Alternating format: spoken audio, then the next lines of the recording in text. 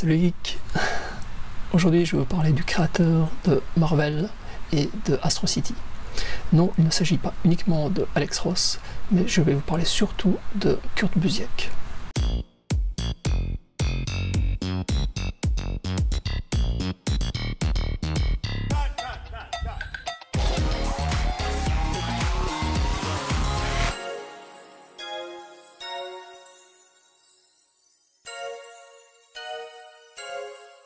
En 1994, Kurt Busiek et Alex Ross s'associent pour faire Marvels, qui raconte l'histoire des super-héros Marvel depuis la Deuxième Guerre mondiale jusqu'à nos jours, mais c'est vu à travers les yeux d'un être humain normal, le journaliste Phil Sheldon. En fait, Marvel a été à la fois un choc et un succès mondial, et les deux compères ont reçu beaucoup de prix pour cette mini-série. Donc ça c'était en 1994 avec Marvels pour Marvel. En 1996, Alex Ross va chez DC et leur propose Kingdom Come. Là j'ai une édition de luxe. Donc en fait Kingdom Come c'est un terme biblique, ça veut dire que le règne arrive. Et en fait, dans cette édition de luxe, il y a les révélations, c'est aussi un terme biblique. Et les révélations, en fait, c'est le making-of. Donc, vous voyez, il y a des esquisses des personnages, et à chaque fois un petit texte explicatif. Donc, qu'est-ce qu'est Kingdom Come? Comme vous pouvez le voir, ça concerne Superman. Et ça raconte en fait une histoire où les super-héros s'associent entre eux pour combattre un groupe de super-vilains. Je schématise énormément. Mais donc, bon, Kingdom Come a eu aussi son heure de gloire, mais il n'a pas eu l'impact de Marvels. Peut-être parce que en fait, Kurt Busiek n'était pas là. Et cette histoire donc de super-héros qui combattent des super-méchants, c'est extrêmement classique. Ce qui n'enlève absolument rien au talent visuel et artistique de Alex Ross. C'est juste qu'il a fait une histoire qui est, on va dire, assez bateau. Et donc, on en arrive à 1995. Donc on était en 94 avec Marvels, 96 avec DC, et entre les deux, donc juste après Marvels, je vais y arriver, mais avant de faire Kingdom Come, nos deux compères se sont de nouveau associés, mais cette fois c'était chez Image Comics, pour faire Astro City. Donc Astro City, la série, il y a eu, moi j'ai acheté 5 trade paperback, mais il y en a 15 je crois, à l'heure où je fais cette vidéo. Et ça nous raconte comment des êtres humains normaux et des super-héros vivent leur vie. Comme vous pouvez le constater, c'est un thème qui est tellement vaste. La première fois que j'en ai lu un, je me suis dit, mais Kurt Busiek peut nous faire des milliers d'histoires. Il peut nous faire une histoire par être humain ou par super-héros. C'est un puissant fond, quoi. Et je trouvais que le concept était génial, justement parce qu'il pouvait faire ce qu'il voulait avec. Donc la couverture est faite par Alex Ross, la création des personnages est également faite par Alex Ross, mais l'intérieur est dessiné par Brent Anderson. Donc Astro City, c'est vraiment le bébé de Kurt Busiek, plus que celui de Alex Ross. Et ensuite Alex Ross est donc parti faire Kingdom Come. J'ai 5 albums, 5 trade paperback, chacun contient entre 4 et 6 épisodes, et ils forment à chaque fois un tout, donc on peut les lire indépendamment les uns des autres.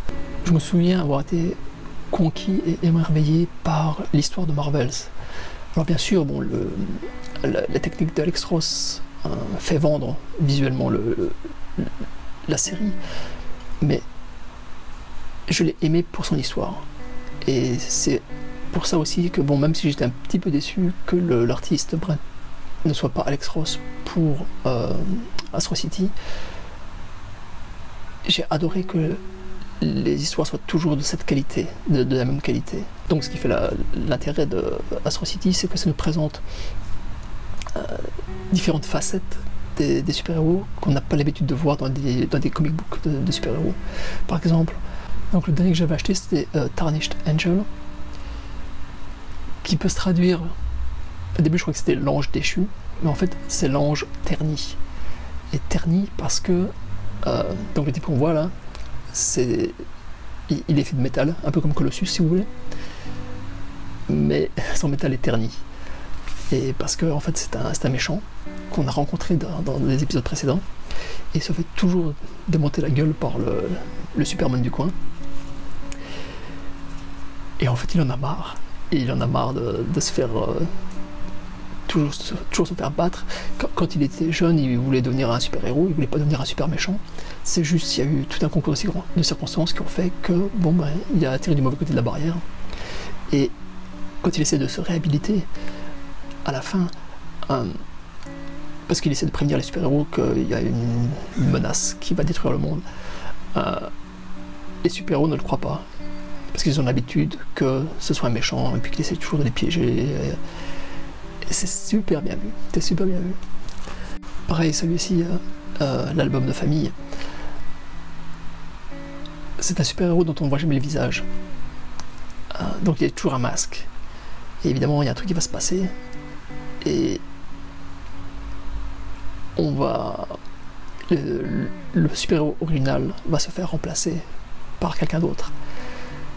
Afin qu'il y ait toujours un super-héros avec ce masque qui soit là pour protéger les gens de Astro City. Bon, ça c'est un petit peu plus, comme je vous le raconte là, c'est un peu plus classique comme histoire, sauf qu'il y a un twist, comme les Américains disent, et enfin, il faut le lire, je ne veux pas vous le spoiler, mais celui-là vaut le coup aussi. Le Confession, c'est le tout dernier en fait que j'avais acheté, et il est un peu plus classique. Tu vois, c'est le premier en fait où j'ai vu la fin arriver de loin. C'est en fait une espèce de reprise de Batman et Robin. Il y a aussi un petit twist, mais bon, celui-là, il est vraiment cousu de fil blanc. C'est peut-être pour ça en fait que j'avais arrêté de les acheter après, parce que celui-là m'avait un petit peu déçu. Mais il reste sympa à lire. Comme je disais au début de la vidéo, je possède 5 trade paperback, mais il y en a 15 à l'heure actuelle. Et j'ai lu que Kurt Busiek avait ressuscité une fois de plus sa série qui a été arrêtée plusieurs fois en 2013, mais cette fois elle est publiée chez DC et dans la bannière Vertigo. Donc je vais essayer un jour de me procurer un ou deux épisodes, enfin un ou deux trade paperback, et voir ce que ça donne. Voilà, c'était mon hommage à Kurt Busiek et à son monde qui ressemble tellement au nôtre, mis à part que chez nous il n'y a pas de type en lycra qui vole dans le ciel, enfin, pas à l'heure actuelle. Dites-moi ce que vous pensez de cette vidéo dans les commentaires, et puis je vous dis à très bientôt. Ciao ciao.